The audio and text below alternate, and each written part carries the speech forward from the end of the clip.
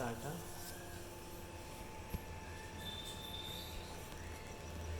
So this is Abbas, the same cockatiel whose leg was fractured. She wants to get away, She knows that she is gonna.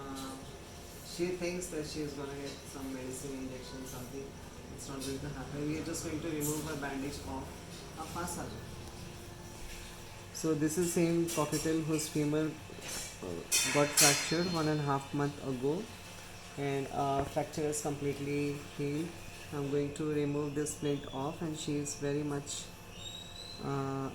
She just wants to get rid of this plaster.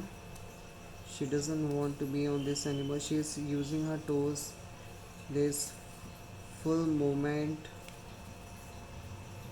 of all the toes, ankle, hock.